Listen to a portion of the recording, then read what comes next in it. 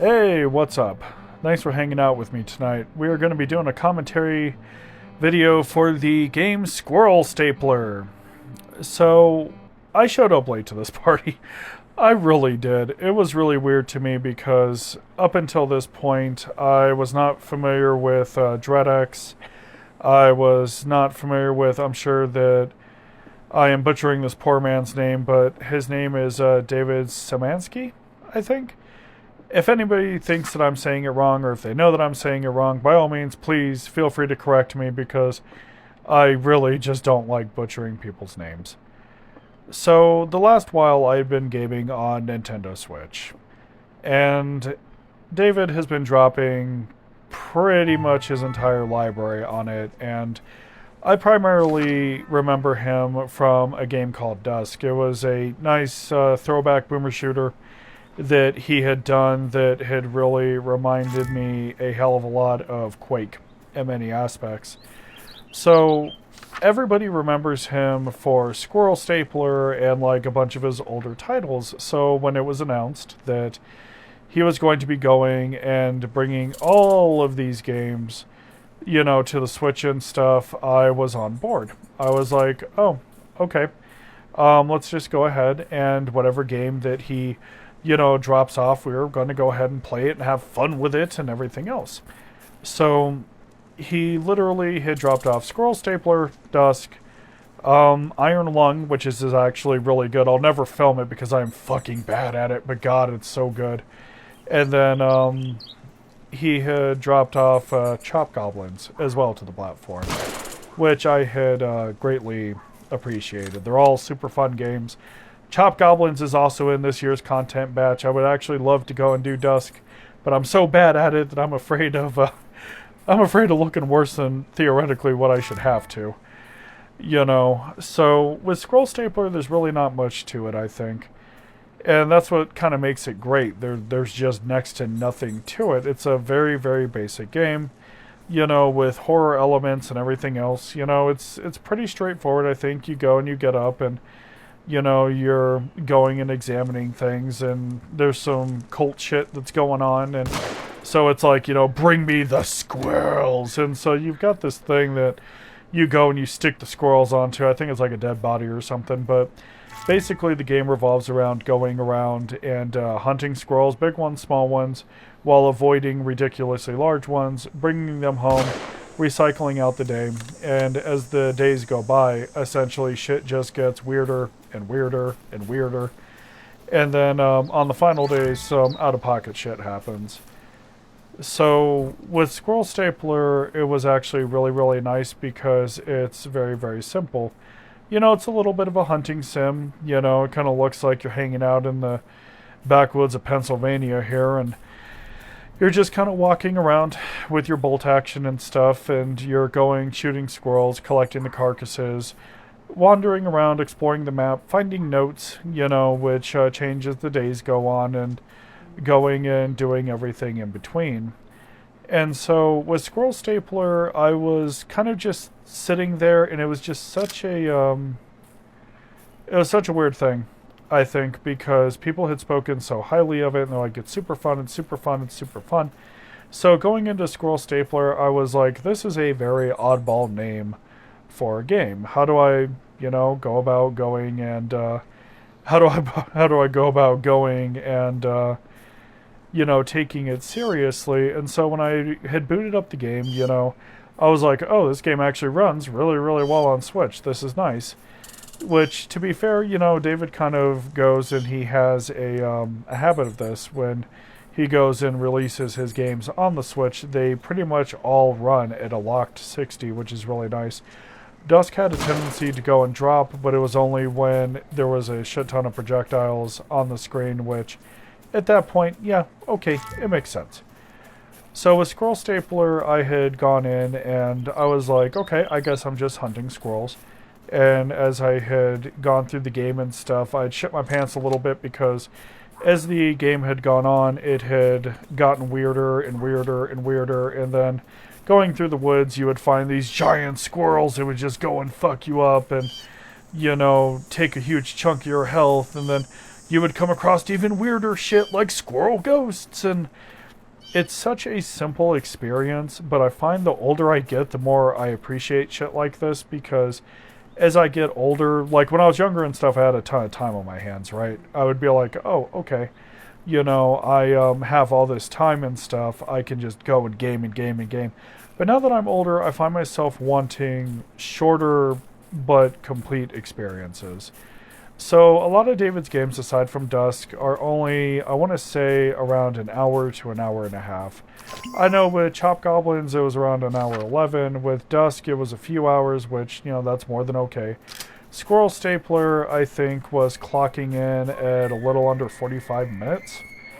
And with Iron Lung, it had taken me hours to go and beat it. But the problem that I had was, with me being visually impaired, I cannot read the coordinates correctly, so that's more of a disability issue and not a game design one. Although it would be nice if we had like a large text mode. I would have loved that, I think.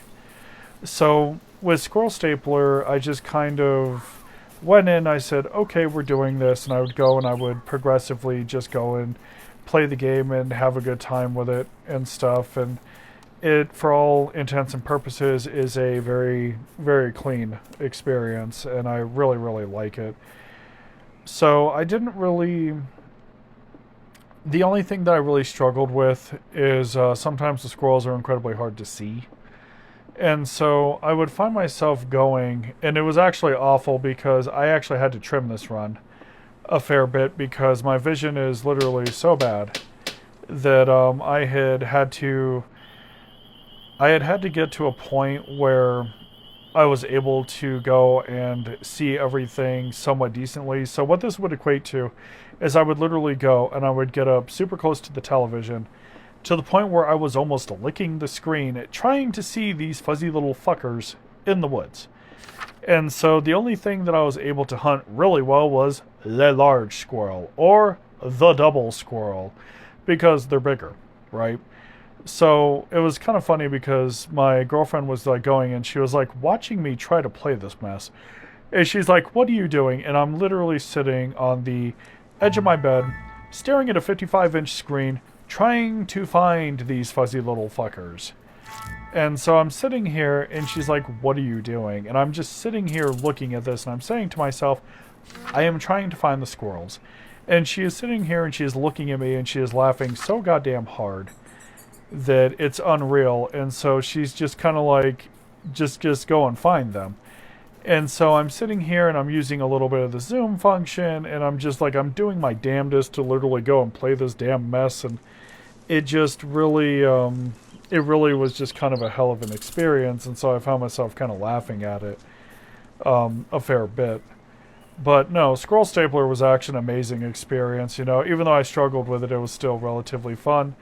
And then it also has like a little bit of a horror game tendency, especially towards the end. I'm not even sure what the fuck that thing is supposed to be, but I remember when I had gotten towards the end of the game, right, I was literally just kind of sitting there and I was saying to myself, you know, because there's like a countdown timer, I was literally saying to myself, what's coming? And the first time I had played and beaten the game, I had missed the end creature entirely.